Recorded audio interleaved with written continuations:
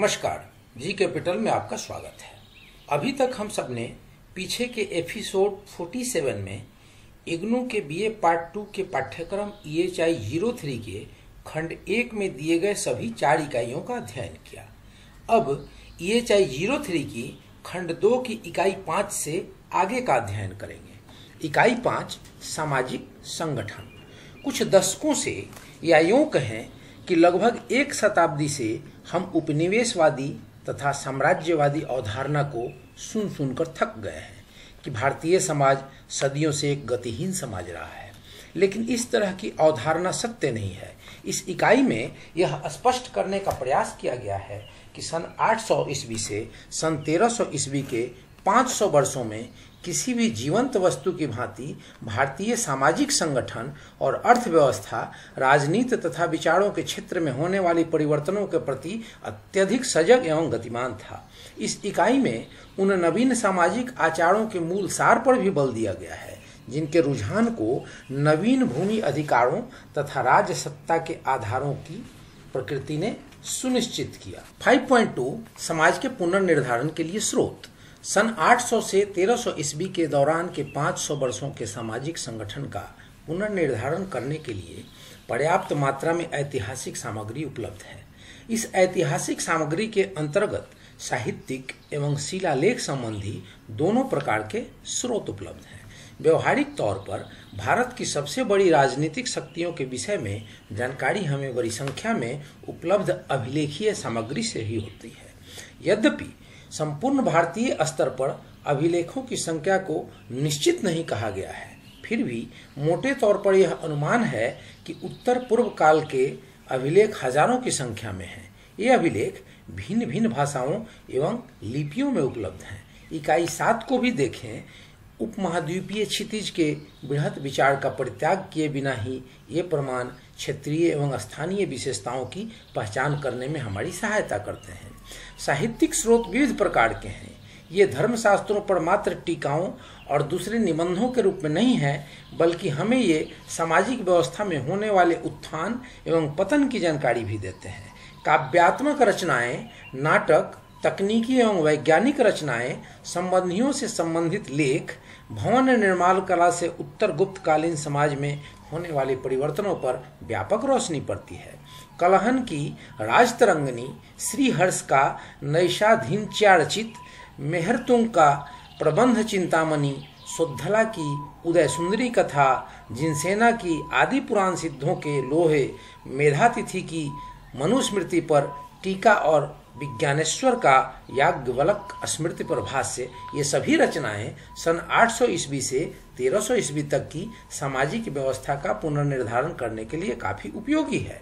5.3 ब्राह्मणवादी दृष्टिकोण, बढ़ती सामाजिक कट्टरता।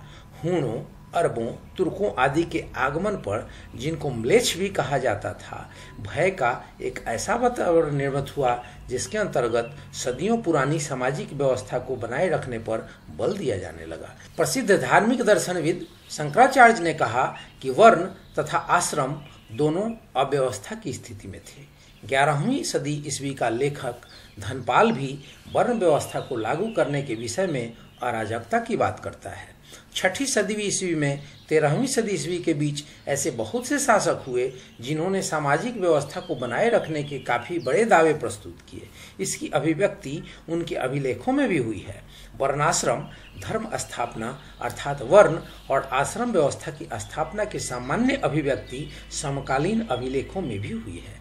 12वीं सदी ईस्वी की मनसोल्लास नाम की रचना में वर्णाधिकारीन नाम के एक अधिकारी को उद्धृत किया गया है। इस अधिकारी का उत्तरदायित्व वर्णों को बनाए रखना था, सामाजिक पदों को अवरुद्ध करके इससे सामाजिक व्यवस्था में और कट्टरता पैदा करना, व्यवस्था को बदलने के सभी प्रयासों को नकारना। यह कार्य मुख्य रूप से उन ब्राह्मणवादी नीति प्रवक्ताओं तथा राजनयिक सलाहकारों का था जिनके व्यक्तिगत हित यथास्थिति को बनाए रखने में थे। इकाई 6 को भी देखें। फिर भी यह किसी भी तरह से एक सर्वव्यापी विशेषता नहीं थी। 5.4 असंतोष की अभिव्यक्ति। जाति व्यवस्था के मूलभूत आधारों पर विशेषकर गैर ब्राह्मण लोगों के ने प्रश्न किए। सदियों पहले महात्मा बुद्ध ने जन्म के आधार पर जातियों के औचित्य को अनुचित कहा। बुद्ध का क्रोध मुख्य रूप से ब्राह्मणवाद विरोधी था। यद्यपि ब्राह्मणवाद के इस तरह के विरोध अधिक लंबे समय में कुछ विशेष न कर पाए, लेकिन ये विरोध समाप्त नहीं हुए। ब्राह्मणवादी सामाजिक व्यवस्था के विरुद्ध इस मंद असंतोष ने कुछ अंतरालों में लगातार अपनी आवाज को बुलंद किया। इस पर कोई आश्चर्य नहीं होना चाहिए कि जैन अमित गति ने अपनी 11वीं सदी के ग्रंथ धर्म परीक्षा में कहा कि जाति को व्यक्तिगत व्यवहार के आधार पर सुनिश्चित किया जाना चाहिए। ब्राह्मणों की जाति सर्वोच्चता को जैन लेखकों द्वारा कथा कोश प्रकरण जैसे ग्रंथों में चुनौती दी गई है। एक व्यंग्यात्मक रचना तलाक मेलका में एक ऐसे बौद्ध भिक्षु को उद्धृत किया गया है जो जाति के महत्व से इनकार करता है। जाति को वह व्यर्थ कहता है और इस बुराई की भर्त्सना करते हुए जाति आधार को समाप्त करने को कहता है। कश्मीर के महान साहित्यकार क्षेमेंद्र ने कुल जाति दर्प, जाति एवं वंश की व्यर्थता को समाज के एक ऐसे रोग के रूप में उद्धृत किया है जिसके वे स्वयं को चिकित्सक होने का दावा करते थे। पद्म पुराण में दो विचारधाराओं के बीच होने वाले संघर्षों का उल्लेख हुआ है। एक विचारधारा उन कट्टरपंथियों की है शूद्रों से निर्धनता का जीवन व्यतीत करने की अपेक्षा करती है, तथा दूसरी उन वाममार्गी धर्मों को मानने वालों की है जो शूद्रों को धन के महत्व का बोध कराती है। 11वीं शताब्दी की एक रचना में सामाजिक पदों तथा जन्म के आधार पर सामाजिक विभाजन पर बल दिया गया है, न कि व्यवसाय के आधार पर। विभिन्न धर्मों के पुरोहितों को जहां एक ओर पाखंडी कहा गया है, वहीं पर दूसरी ओर शेष समाज का वर्गीकरण निम्नलिखित छह वर्गों के आधार पर किया गया है। समाज में राजा सहित शासक वर्ग, चक्रवर्तीन का सर्वोच्च स्थान था। द्वितीय स्थान अभिजात सामंतों का था। मध्य वर्ग में व्यापारीगण, महाजन, गायों, भैंसों, ऊंटों, घोड़ों आदि के स्वामी थे। छोटे व्यापारी एवं छोटे किसान इस श्रेणी में थे। नीचे स्तर पर कारीगरों तथा शिल्पकारों के संगठन के सदस्य थे और सबसे नीचे स्तर पर चांडालों सहित वे दूसरे लोग थे जो चिड़ियों एवं पशुओं का वध करने जैसे हीन कार्यों को करते थे। उपरोक्त वर्गीकरण से स्पष्ट है कि इसके अंतर्गत सामाजिक वर्गीकरण करते समय उन आर्थिक तत्वों पर भी ध्यान दिया गया है जो सामाजिक स्तर को सुनिश्चित करते हैं। ब्राह्मणों ने अपने हितों के अनुरूप जो सामाजिक वर्गीकरण किया, उसकी अपेक्षा इस तरह के प्रयासों का लक्ष्य किसी समान समाज की स्थापना करना न था। यदि इस तरह के वर्गीकरण से ब्राह्मणों की पक्षपातपूर्ण एवं ईर्ष्यालु धारणाएं स्पष्ट होती हैं, तब इस तरह का विश्लेषण और आवश्यक हो जाता है, जिससे कि समाज के पुनर्निर्धारण को स्पष्ट रूप से अधिक तर्कसंगत किया जा सके। 5.5 भौतिक आधार में परिवर्तन तथा नवीन सामाजिक व्यवस्था। उपरोक्त समीक्षा के परस्पर विरोधी रुझानों से स्पष्ट है कि सामाजिक संगठन निस्सरण की स्थिति में थे और उनमें तालमेल का पूर्ण अभाव था, लेकिन ऐसा उन परिवर्तनों के अनुरूप न हो सका जो इस उपमहाद्वीप की अर्थव्यवस्था के अंदर घटित हो रहे थे। सामाजिक व्यवस्था के यंत्र को उस समय समाविष्ट करना असंभव होता है जब कमजोर वर्गों की एक बड़ी संख्या के आर्थिक स्थिति में होते सुधार की अवहेलना कर दी जाती है। उत्तर गुप्त काल में विशेषकर 8वीं सदी ईस्वी से भूमि अनुदानों की संख्या में जो अभूतपूर्व वृद्धि हुई, उस एकमात्र कारक ने उत्तर गुप्त कालीन समाज के रुझान को सुनिश्चित किया। इकाई 1.2.1 को भी देखें। किसी प्रकार हुए इस प्रभाव के ने महत्वपूर्ण सामाजिक दृष्टिकोण को परिवर्तित कर दिया। इस नए सामाजिक परिवर्तन की निम्नलिखित विशेषताएं थी। स्थानीयकरण की प्रवृत्ति को बढ़ावा मिला। इनके व्यवहार पर शहरी केंद्रों में होने वाले उतार चढ़ाव का प्रभाव पड़ा। इसका संबंध मुद्रा व्यवस्था से भी था। सामाजिक एवं आर्थिक गतिहीनता तथा किसानों को अधीनस्थ करने और पीड़ित गैर कृषि मजदूरों की वृद्धि में इसने योगदान किया और इसके परिणाम स्वरूप शासक भूस्वामी अभिजात वर्ग के पदानुक्रम का उद्भव हुआ। एक नए सामाजिक वातावरण का निर्माण हो रहा था। उपरोक्त विवेचना से स्पष्ट है कि भारतीय अर्थव्यवस्था की ये नवीन प्रवृत्तियां सामंतीय ढांचे के निर्माण के लिए अनुकूल थी। राजनीतिक संगठन के क्षेत्र में भी इसके विषय में हम खंड 3 में लिखेंगे। सत्ता के अधिकांश केंद्रों में सामंतीय प्रवृत्तियां थी और इनका आधार श्रेणीबद्ध किए हुए भूमि अनुदान थे।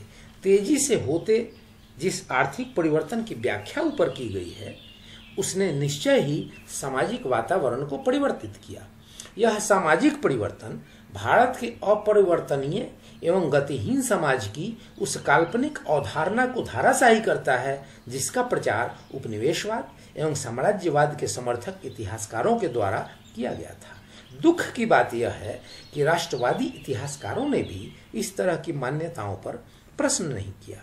पिछले 3 दशकों से किए जा रहे अध्ययनों में भारतीय सामाजिक वातावरण की गतिशीलता एवं स्पंदन पर उचित प्रकार से ध्यान केंद्रित किया गया है और इनको आर्थिक प्रतिमानों में होने वाले परिवर्तनों के साथ कड़ीबद्ध किया गया है। 5.6 नया सामाजिक समीकरण।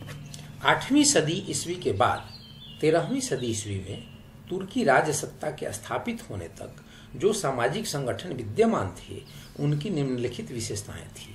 वर्ण व्यवस्था में कुछ संशोधन हो जाने से शूद्रों का रूपांतरण खेती करने वाली जातियों में हुआ जिससे कि वे वैश्यों के समीप आ गए। बंगाल एवं दक्षिण भारत में नई ब्राह्मण व्यवस्था की स्थापना हुई। इन क्षेत्रों में बीच के वर्ण विद्यमान नहीं थे और अंततः उस शिक्षित वर्ग का उदय हुआ जो वर्ण व्यवस्था में उचित स्थान प्राप्त करने के लिए संघर्ष कर रहा था।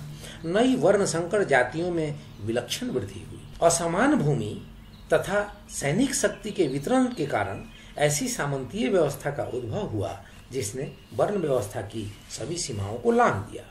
और ऐसे प्रमाण भी उपलब्ध हैं जिनसे सामाजिक तनाव की वृद्धि का पता चलता है। 5.6.1 कृषकों के रूप में शूद्रों का उदय। ग्रामीण क्षेत्र एवं कृषि गतिविधियों के फैलाव के कारण शूद्रों के विषय में जो अवधारणाएं थी उनमें परिवर्तन हुआ। उत्तर गुप्त काल की विधि पुस्तकों ने कृषि को सभी वर्णों के लिए सामान्य व्यवसाय के रूप में शामिल कर दिया। पराशर की स्मृति में बल दिया गया है कि जहाँ एक और ब्राह्मणों के 6 कर्तव्यों अध्ययन करना, पढ़ाना, यज्ञ करना, दूसरों की सहायता करने के तौर पर यज्ञों की अध्यक्षता करना, तीनों उच्च वर्णों के धनी लोगों से उपहारों को स्वीकार करना और उपहार देना के साथ साथ वे स्वयं को कृषि कार्यों के साथ भी संबंधित कर सकते थे और वे इन कृषि कार्यों को शूद्रों के परिश्रम द्वारा पूरा कर सकते थे। ब्राह्मणों को यह भी अधिकार था कि पापों से स्वयं को बचाने के लिए वे बैलों के साथ सही व्यवहार करें और अनाज की एक निश्चित राशि को राजा, देवताओं एवं अपने साथी ब्राह्मणों को दे सकते थे। इस तरह के परिवर्तनों से निश्चय ही ब्राह्मणवादी सामाजिक व्यवस्था में एक महत्वपूर्ण परिवर्तन का आभास मिलता है। अब वर्ण संबंधी मानकों को पुनः परिभाषित करने की आवश्यकता थी। इस दिशा में किए जाने वाले प्रयास का सबसे बड़ा संकेत यह था कि वैश्य एवं शूद्रों के बीच की दूरी कम हो रही थी। जहां एक ओर इस रुझान का प्रारंभ ईसा की प्रारंभिक सदियों में हो चुका था और दूसरी ओर उत्तर गुप्त काल की सदियों में यह तथ्य महत्वपूर्ण है कि वैश्य कृषक जाति के रूप में व्यवहारिक तौर पर अपनी पहचान को खो बैठे। 7वीं सदी ईस्वी के प्रारंभ में भारत आने वाले प्रसिद्ध चीनी यात्री ह्वेनसांग ने शूद्रों को कृषकों के रूप में उद्धृत किया है। 11वीं सदी ईस्वी के प्रारंभिक वर्षों में अल-बरूनी महमूद गजनवी के साथ भारत आया तो उसने शूद्रों एवं वैश्यों के मध्य कोई अंतर न पाया। स्कंद पुराण भी वैश्यों की खराब हालत का उल्लेख करता है। 11वीं सदी ईस्वी के आते आते उनको अनुष्ठानिक एवं वैधानिक दोनों तरह से शूद्रों के समक्ष माने जाने लगा। उदाहरणार्थ अल-बरूनी का कथन है कि यदि शूद्र एवं वैश्य श्लोकों का उच्चारण करते तो उनकी जीभ काट दी जाती। कुछ ऐसे शूद्र भी थे जिनको भोजयन्ना कहा जाता था। इन शूद्रों के द्वारा भोजन तैयार किया जाता था और इस भोजन का ब्राह्मण लोग भी सेवन करते थे। बहुत से तांत्रिक एवं सिद्धि की शिक्षा देने वाले शूद्र थे और ये मछुआरों, चमड़े का काम करने वालों, धोबी, लुहार आदि के कार्यों को करते थे। 8वीं सदी ईस्वी के एक ग्रंथ का कथन है कि नई संकर जातियों का उद्भव वैश्य वर्ण की महिलाओं तथा छोटी जातियों के पुरुष के बीच वैवाहिक संबंध हो जाने के कारण हुआ। अनाश्रित शूद्रों का भी उल्लेख हुआ है। ये ऐसे शूद्र थे जो आत्मनिर्भर थे तथा जिनकी आर्थिक स्थिति अच्छी थी। ये शूद्र स्थानीय प्रशासनिक समितियों में भी थे और यदा कदा ये भी शासक अभिजात वर्ग में शामिल हो जाते थे। शूद्रों की इस तरह की उपलब्धियां निश्चित रूप से काफी कम थी। प्रारंभिक मध्यकालीन अर्थव्यवस्था एवं राजनीतिक तंत्र को शक्ति प्रदान करने के लिए निर्भर कृषकों, हल वाहकों एवं कारीगरों की अति आवश्यकता होती थी। उनकी इस आवश्यकता के विषय में यह कहा गया है कि ये अपेक्षाकृत आत्मनिर्भर स्थानीय अर्थव्यवस्था तथा ग्रामीण अभिजात्य वर्ग के एक प्रभुत्व संपन्न वर्ग के उदय के लिए उत्तरदायी थे। इस तरह की आवश्यकता की भरपाई अधिकतम वैश्यों एवं शूद्रों के द्वारा ही की जा सकती थी। ऐसा ब्राह्मणों की कुंठित विचारधारा के बावजूद भी हुआ। ब्राह्मणों की इस कुंठित विचारधारा की अभिव्यक्ति पराशर के उस दृष्टिकोण में भी होती है जिसके द्वारा शूद्रों को यह चेतावनी दी गई थी कि अगर वे द्विजों की सेवा करने के अपने कर्तव्यों की अवहेलना करेंगे तब उनको नरक में जाने जैसे भयंकर परिणामों को भुगतना होगा। जैन धर्म के कुछ धार्मिक कट्टरवादियों ने भी इस अवधारणा को विकसित किया कि शूद्रों को धार्मिक दीक्षा प्राप्त करने का अधिकार नहीं होगा। 5.6.2 बंगाल एवं दक्षिण भारत में मध्यम वर्णों का अभाव। वैश्यों एवं शूद्रों के मध्य दूर होते हुए विभेदों के कारण एक ऐसे सामाजिक व्यवस्था का उद्भव हुआ जिसके अंतर्गत बंगाल एवं दक्षिण भारत में मध्यम वर्ण लुप्त हो गए। इन क्षेत्रों में नवीन ब्राह्मणवादी व्यवस्था केवल ब्राह्मणों एवं शूद्रों के लिए उपलब्ध कराई गई थी। ऐसा केवल इसलिए हुआ क्योंकि इन क्षेत्रों में गैर ब्राह्मणवादी धर्मों का प्रभाव अधिक था। ब्राह्मणवाद की प्रगति की प्रकृति ने इस नए घटना क्रम में योगदान किया। यह संस्कृत भाषा बोलने वाले आक्रामक लोगों के व्यापक विस्थापन के कारण नहीं हुआ था। इसका मुख्य कारण अंतर मिश्रण एवं उत्संस्करण था। दूर दराज के क्षेत्रों में कबीलाई एवं गैर ब्राह्मण लोगों को शूद्रों के रूप में ब्राह्मणवादी व्यवस्था के अंतर्गत स्वीकृत करा लिया गया। प्रारंभिक मध्यकालीन ग्रंथों में ऐसे प्राचीनतम वन आदिवासियों की सूची दी गई है जिन्होंने उस समय के कई राजनीतिक शक्तियों के उत्थान में महत्वपूर्ण योगदान किया। 9वीं सदी ईस्वी से 13वीं सदी ईस्वी तक सभी राजनीतिक शक्तियों का संघर्ष अमीरों के साथ हुआ। ब्रह्म आर्यावर्त पुराण में 13वीं सदी ईस्वी के बंगाल के विषय में विवरण है और यह ग्रंथ अगाड़ी, अंबस्थ, भील, चंडाल, कांची आदि ऐसी आदिवासी जातियों का उल्लेख करता है जिनको ब्राह्मणिक व्यवस्था में शूद्रों के रूप में स्वीकृत कर लिया गया था। जहाँ तक दक्खन का प्रश्न है, यह अमीरों के विषय में भी सत्य था। वल्लाल चरित में 12वीं सदी ईस्वी के बंगाल के एक सेन राजा के जीवन का विवरण है और यह ग्रंथ सामाजिक व्यवस्था के पुनर्निर्धारण का उल्लेख करता है। राजा ने कई वर्थों, कुम्हारों, लुहारों, मालियों आदि की सामाजिक स्थिति में सुधार किया, जबकि उसने सुनारों, व्यापारियों और ब्राह्मणों की स्थिति को नीचे गिरा दिया। एक अन्य सेन राजा लक्ष्मण सेन के शासनकाल में एक लेखक व्यापारियों के सकराध्वज के उत्सव के संबंध में लिखता है कि अरे वे व्यापारी कहाँ गए जिन्होंने आप लोगों को एक उच्च स्थान प्रदान किया था, लेकिन अब आप लोगों को हल या जानवरों की तरह प्रयुक्त किया जा रहा है। वलाल सेन ने जिन व्यापारिक ब्राह्मणों का अवमूल्यन किया उनकी तुलना निषाद ब्राह्मणों से की जा सकती है। निषाद ब्राह्मण वे प्राचीन पुजारी थे जो ब्राह्मण व्यवस्था के अंतर्गत प्रवेश पाने के लिए प्रयासरत थे और बाद में उन्होंने ब्राह्मण होने की मान्यता तो प्राप्त हो गई, लेकिन समाज में उनको नीचा स्थान प्राप्त था। दक्षिण भारत में शैव ब्राह्मण उपदेशक को वासव कहा जाता था और वह महिलाओं तथा पुरुषों के लिए धार्मिक समानता का उपदेश देता था।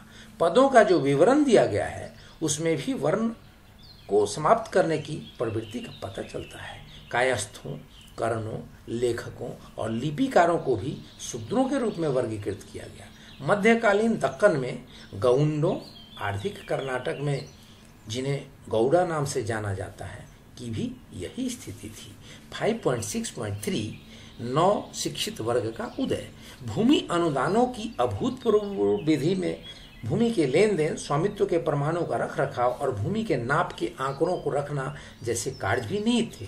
इसका तात्पर्य यह हुआ कि एक ऐसे वर्ग की आवश्यकता थी जो अपने कार्य में निपुण एवं पढ़ा लिखा हो। लगभग 1 दर्जन किस्म के लेखक एवं कागजात को रखने वाले वर्गों में कायस्थ भी एक वर्ग था। बंगाल से प्राप्त हुए व गुप्त अभिलेखों में पहली बार कायस्थ शब्द को उद्धृत किया गया है, लेकिन उत्तर गुप्त कालीन अभिलेखों में रिकॉर्ड रखने वालों के नामों का भरपूर मात्रा में उल्लेख किया गया है। कायस्थों के अतिरिक्त कड़न, कार्निक, पुस्तपाल, लेखक, दिविरा, अक्षरांशु, धर्मलिखिन, अक्षपाटिल जैसे नामों पर भरपूर उल्लेख हुआ है। यद्यपि इन शिक्षित लोगों को विभिन्न वर्गों में भर्ती किया गया था, लेकिन बाद में ये एक जाति विशेष में परिवर्तित हो गए और इन पर भी कड़े वैवाहिक प्रतिबंध लागू होते थे। 9वीं सदी ईस्वी में ही हमें बल्लभ, गंडा, माथुर, कटारिया, श्रीवास्तव, निगम आदि बहुत से बड़े कायस्थ परिवारों का उल्लेख प्राप्त होने लगता है। 11वीं सदी में कायस्थों के साथ कुल और वंश के प्रयोग और 12वीं-13वीं सदियों में कायस्थों के साथ जाति एवं ज्ञाति जैसे शब्दों के प्रयोग से स्पष्ट है कि कायस्थों का एक जाति के रूप में उदय हो चुका था। कायस्थों ने व्यक्तिगत स्तर पर पढ़ने लिखने एवं साहित्य में महत्वपूर्ण योगदान करना प्रारंभ कर दिया था। उड़ीसा का तथागत रिक्शिता व्यवसाय के तौर पर चिकित्सक परिवार से एवं जाति के रूप में कायस्थ जाति से संबंधित था और 12वीं सदी ईस्वी में वह बिहार में स्थित विक्रमशिला विश्वविद्यालय में तंत्रवाद का सम्माननीय प्राध्यापक था। 5.6.4 नई मिश्रित जातियों के उदय में अभूतपूर्व वृद्धि। जिन सदियों के इतिहास को हम अध्ययन कर रहे हैं, उन सदियों के दौरान होने वाले सामाजिक परिवर्तनों की यह महत्वपूर्ण विशेषता है। ब्रह्मयावर्त पुराण में देश भेद शब्द का प्रयोग हुआ है।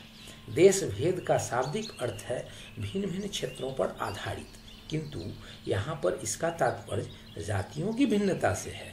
बंगाल से प्राप्त 10वीं सदी ईस्वी के अभिलेख में ब्रह्मक्षत्रिवान 36 वर्णों का निवास नाम के एक गांव का उल्लेख हुआ है। अब कोई भी वर्ण एक समान न रहा था और सब क्षेत्रीय संबंधता, गोत्रों की शुद्धता, विशेष प्रकार की शिल्प कलाओं, व्यवसायों तथा कार्यों के आधार पर विभाजित हो गए। पहला, ब्राह्मणों में जातियों की बढ़ती संख्या की विशेषता ब्राह्मणों के बीच सबसे अधिक प्रतीत होती है। जैसा कि पहले ही कहा जा चुका है कि ब्राह्मण वर्ण अब केवल अपने 6 कर्तव्यों तक सीमित न था। मंत्री, पुरोहित, न्यायाधीश आदि जैसे सरकारी पदों पर बने रहने के अतिरिक्त ब्राह्मणों ने सैनिक कार्यों को भी करना शुरू कर दिया था। दृष्टांत के तौर पर पृथ्वीराज चौहान का सेनापति स्कंद नाम का ब्राह्मण था और सपदलालक्ष के शासक राजस्थान में की सेना का नेतृत्व भी राक नाम के एक ब्राह्मण ने किया था। 9वीं तथा 10वीं सदी ईस्वी के पेहोवा तथा सियादोनी के अभिलेखों में ऐसे ब्राह्मणों का उल्लेख हुआ है जो घोड़ों एवं पान के थोक व्यापारी थे। 11वीं सदी ईस्वी के कश्मीर लेखक क्षेमेंद्र ने ऐसे ब्राह्मणों को उद्धृत किया है जो कारीगरों और नर्तकों के कार्य करते थे और वे शराब, मक्खन, दूध, नमक आदि वस्तुओं के कार्यों में भी शामिल थे। ब्राह्मणों की कार्यात्मक भिन्नता निम्नलिखित उपाधियों से भी स्पष्ट होती है: श्रोतिया, पंडित, महाराज पंडित, दीक्षित, याग्निक, पाठक, उपाध्याय, ठाकुर, अग्निहोत्री आदि। मिताक्षर, जो याज्ञवल्क्य की प्रसिद्ध स्मृति टीका है, के अंतर्गत ब्राह्मणों की 10 जातियों का उल्लेख है। ये ब्राह्मण जातियां देव, वे ब्राह्मण विद्वान होते थे जो धर्म एवं शास्त्रों के प्रति समर्पित थे, से लेकर चांडाल तक जो दिन में 3 बार संध्या नहीं करते थी। इनके बीच में ऐसे शूद्र ब्राह्मण भी थे जो हथियारों के व्यवसाय द्वारा तथा मंदिर के पुजारियों के रूप में जीवन व्यतीत करते थे। ब्राह्मण वर्ण के बीच हुए विभाजन का कारण क्षेत्रीय सम्मतता भी थी। उत्तर भारत में हमें सारस्वत, कान्यकुब्ज, मैथी, गंडा एवं उत्कल ब्राह्मणों के नाम सुनाई पड़ते हैं। गुजरात एवं राजस्थान के क्षेत्रों में उनकी पहचान मूल निवास करने का मूल स्थान शब्द के द्वारा की गई है और उनको मोधा, उदीवया, नागर आदि में विभाजित किया गया है। बाद में मध्यकाल के अंत तक ब्राह्मणों का विभाजन 180 मूलों में हो गया था। इसके अंतर्गत सर्वोच्चता की भावनाएं भी नहीं थी। ब्राह्मणों के विलक्षण विस्थापन के कारण कुछ क्षेत्रों को पाप देश, अपवित्र स्थान समझे जाने लगा। इन क्षेत्रों में सौराष्ट्र, सिंध एवं दक्षिण पथ शामिल थे। 2. क्षत्रियों में 8वीं सदी ईस्वी के बाद क्षत्रियों के बीच भी अनेक जातियों की उत्पत्ति हुई और उनकी संख्या में तेजी से वृद्धि होने लगी। अकेले उत्तर की 36 राजपूत जातियों के नामों की सूचियां उस समय के ग्रंथों में दी गई हैं। इन राजपूत जातियों की उत्पत्ति आबादी के विभिन्न वर्गों जैसे कि कायस्थों एवं ब्राह्मणों से हुई। इनकी उत्पत्ति कुछ आदिवासी जातियों से भी हुई थी और कुछ तो मूल रूप से इन्हीं से बनी थी। राजपूत जातियों का उदय उन विदेशी आक्रमणकारियों से भी हुआ जो यहीं पर बस गए तथा जिनका विलय भारतीय सामाजिक व्यवस्था में हो गया। क्षत्रिय वर्ण की परंपरागत अवधारणा के अनुसार क्षत्रियों का मुख्य कार्य शासन को संचालित करना था, लेकिन विचारवेताओं ने उन गैर क्षत्रियों को क्षत्रिय मानने से इनकार नहीं किया जो शासक बन गए थे। ऐसा कहा जाता है कि राजपूत कबीलों से शेखावत एवं बघेला जैसी सामान्य राजपूत जातियों की उत्पत्ति हुई और इनसे निम्न राजपूत जातियों को कोलियों, खंताओं तथा मेरों में रूपांतरित किया गया। भारत के कई भागों में शासन करने वाले शासकों की वंशावली को जानबूझकर काफी बढ़ा चढ़ाकर वर्णित किया गया और इसका विवरण हम इकाई 10.4, 11.4.3 तथा 12 में करेंगे। कुछ क्षत्रियों को संस्कार सत्र वर्जित कहा जाता था, अर्थात उनको अनुष्ठानिक संस्कारों से अलग कर दिया गया था। इसको ऐसे भी कहा जा सकता है कि यह निम्न स्तर के संस्कारों द्वारा ब्राह्मणिक व्यवस्था में प्रवेश प्राप्त करने के लिए आवरण मात्र था। 3. वैश्यों एवं शूद्रों में जाति वृद्धि की प्रक्रिया ने वैश्यों एवं शूद्रों को भी अछूता नहीं छोड़ा। जैसा कि ऊपर बताया गया है कि इकाई 5.6.1 में कि ये दोनों बड़े वर्ण एक दूसरे के करीब आ रहे थे, उस समय उनके जातियों के रूप में अस्तित्व के अकट्य प्रमाण उपलब्ध है। जिस तरह से ब्राह्मण जातियों की पहचान क्षेत्रीय संबद्धता के साथ की गई, उसी तरह से वैश्य जातियों की पहचान भी की जाती है। इस तरह से वैश्यों को श्रीमाली, नागर, पालीवाल, दिशावत आदि कहा जाता था। इस तरह से शूद्रों को भी भिन्न जातियां थी और वे अनेक प्रकार के कार्यों को संपन्न करती थी। वे कृषि मजदूर, छोटे किसान, कारीगर, शिल्पकार, नौकर चाकर होते थे। वार्यक्त पुराण में शूद्रों की 100 जातियों की सूची को उद्धृत किया गया है। शूद्रों का जातियों में उपविभाजन भी क्षेत्र एवं भूमि की समर्थताओं पर आधारित था। शूद्र जातियों का उदय भी पादुकाकृत एवं चर्मकार, चमड़े का काम करने वाले कारीगर आदि जैसे औद्योगिक कार्य करने वाले समूहों में हुआ था। उस समय में शिल्पकारों का जातियों में परिवर्तित हो जाना एक संपूरक प्रक्रिया थी। ऐसा प्रतीत होता है कि नपिता, मोदक, तांबुलिक, सुवर्णकार, सूत्रकार, मालाकार आदि जातियों का उद्भव बहुत से शिल्पों से हुआ था। अभिजात शासक वर्ग की वृद्धि के साथ ही इन जातियों की संख्या में बढ़ोतरी हुई। आश्रित शब्द से स्पष्ट है कि ये जातियां अपनी आजीविका के लिए इन पर निर्भर थी। उनका आश्रित होना तथा इनकी गतिहीनता व्यापारिक संगठनों को ब्राह्मण दान प्राप्तकर्ताओं को हस्तांतरण में अभिव्यक्त होता है। यादव महासामंत भिलम्मा द्वितीय की 1000 ईस्वी के अभिलेख में दान दिए गए ऐसे गांवों का विवरण दिया गया है जिसके अंतर्गत 18 व्यापारिक संगठन निहित थे। संयोगवश ये व्यापारिक संगठन भी जातियों के रूप में कार्यरत थे। 5.7 भूमि वितरण, सामंतीय पद एवं वर्ण विभेद। उत्तर गुप्तकालीन आर्थिक एवं सामाजिक व्यवस्थाओं का अध्ययन करने से स्पष्ट है कि विभिन्न प्रकार के नवीन भूमि अधिकारों का उद्भव हुआ।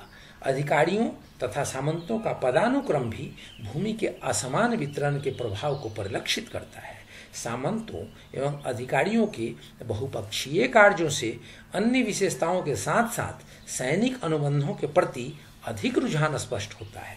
शक्ति विसर्जन की प्रकृति तथा भूमि विवरण के ढांचे के साथ इनके संबंध ने निश्चित रूप से सामाजिक व्यवस्था को प्रभावित किया। इस प्रभाव का महत्वपूर्ण परिणाम वर्ण विभेद की सीमाओं को पार करते हुए सामंतीय पदों के उदय के रूप में हुआ।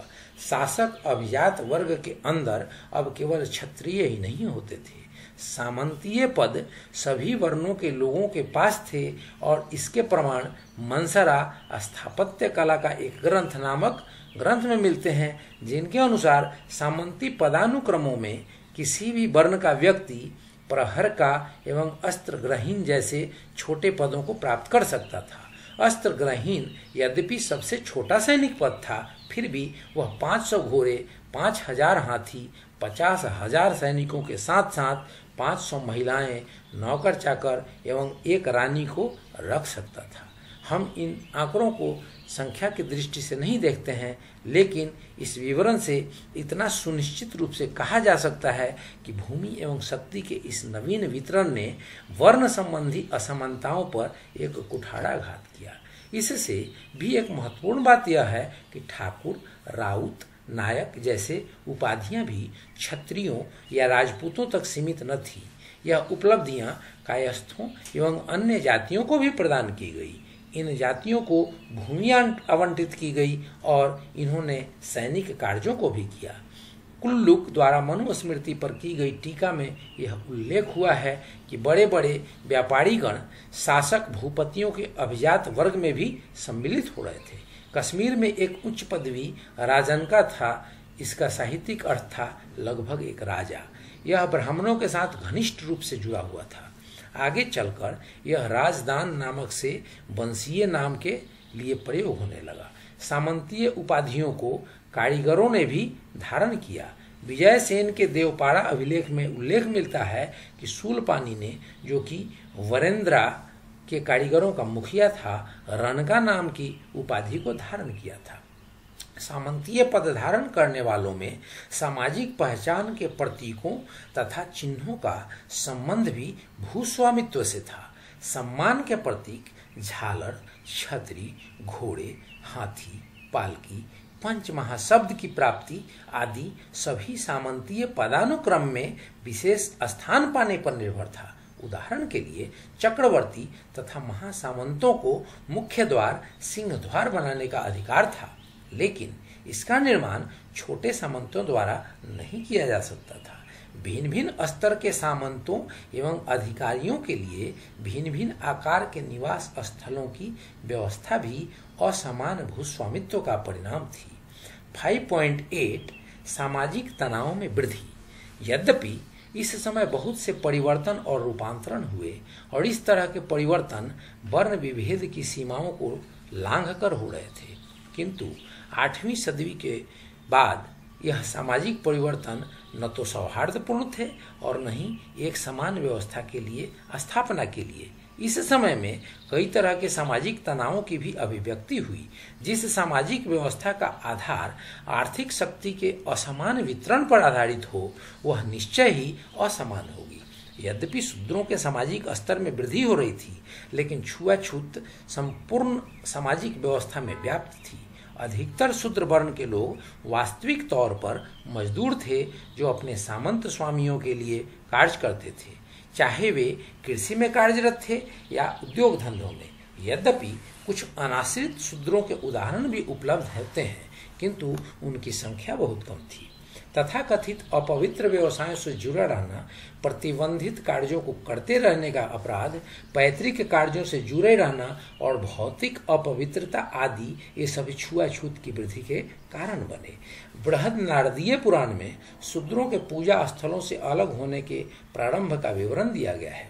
चांडाल और दोम ऐसी आवाज करने वाली छड़ी को लेकर चलते थे जिससे उनके आने का पता लग जाता था और लोग स्वयं को उनके स्पर्श से बचा सकते थे।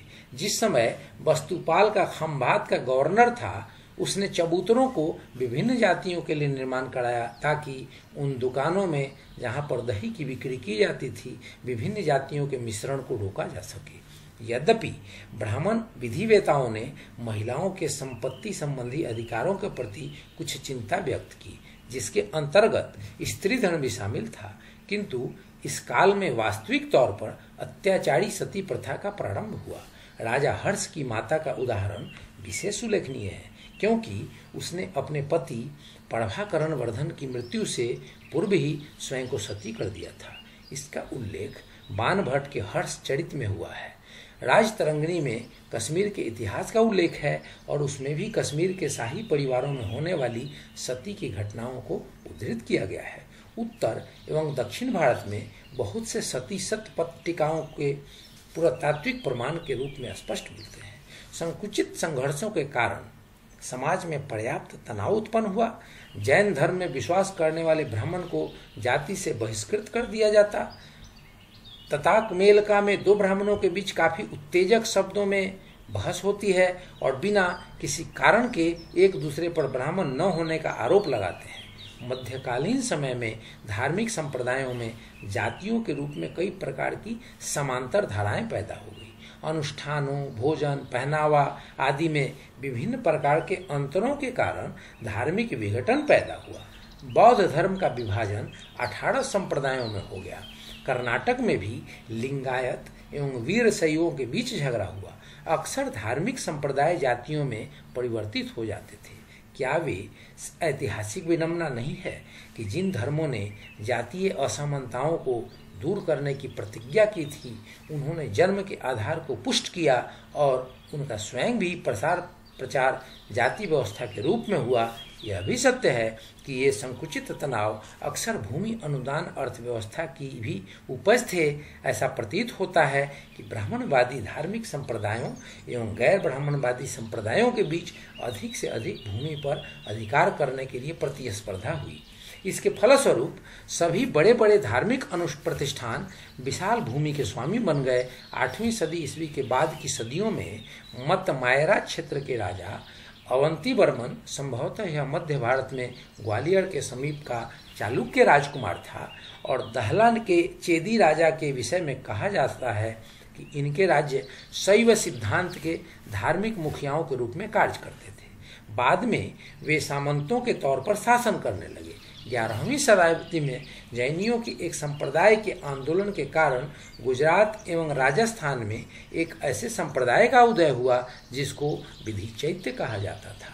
यह आंदोलन एक प्रकार का विरोध आंदोलन था और इसने उन लालची एवं लोलूप जैन पुजारियों का विरोध किया जो भूमि पर अधिकार करने का प्रयास करते थे। जहाँ एक सामाजिक तनाव का प्रश्न है, वह नव उदित शिक्षित वर्ग के रूप में कायस्थों की अपनी स्वयं की भूमिका थी। इस वर्ग का उदय स्पष्ट तौर पर ब्राह्मणों के लिए एक चुनौती के रूप में हुआ। उड़ीसा के कायस्थ तथागत रक्षित के उदाहरण पहले ही इकाई 5.6.3 में उद्धृत किया जा चुका है, जो विक्रमशिला विश्वविद्यालय में तंत्र का सम्मानीय प्रोफेसर था। कश्मीर के क्षेमेंद्र ने स्पष्ट रूप से लिखा है कि कायस्थों के उदय के कारण आर्थिक विशेषाधिकारों में गिरावट आई, क्योंकि कायस्थ अधिकारियों ने ब्राह्मणों को भूमि अनुदान प्रदान करने में कुछ हिचकिचाहट दिखाई। कश्मीर में मंदिरों के पुरोहितों की समिति ने अपनी मांगें पूरी करवाने के लिए प्रयोपवेश भूख हड़ताल का आयोजन किया। ब्राह्मणों ने अपनी सर्वोच्चता को पुनः स्थापित करने के लिए द्वेषवश कायस्थों को अक्सर शूद्र कहा है। ग्रामीण समाज में जो तनाव व्याप्त थे, वे भी किसी तरह से कम महत्वपूर्ण न थे। कश्मीर में दमरों के विद्रोह, बंगाल में रामपाल के शासनकाल के कैवतों का विद्रोह, तमिलनाडु में भूमि पर जबरदस्ती अधिकार करने के विरोध में आत्मदाह के कार्य, पांड्य राज्य में शूद्रों द्वारा दान की गई भूमि पर अधिकार करने की चेष्टा, ये सभी भू अभिजात वर्ग के विरुद्ध बढ़ते असंतोष की ओर संकेत करते हैं। फ्रेंड्स, अब आते हैं इस चैप्टर के सारांश के ऊपर। 5.9 सन 1800 ईस्वी से 1300 ईस्वी के बीच की सदियों में हुए सामाजिक परिवर्तनों का सर्वेक्षण करने पर निम्नलिखित विशेषताओं का पता चलता है। अत्यधिक संपन्न एवं विभिन्न प्रकार के स्रोतों के विषय में उस ब्राह्मणवादी दृष्टिकोण का जो सामाजिक कट्टरता का प्रतीक था तथा वर्ण व्यवस्था के अंतर्गत तथा स्थिति को बनाए रखना चाहता था। जाति व्यवस्था के आधार पर उठाए गए प्रश्नों का जहां सामाजिक स्तर को आर्थिक कारकों ने निश्चित किया, परिवर्तित होते भौतिक आधार का नवीन सामाजिक वातावरण के उद्भव पर प्रभाव था।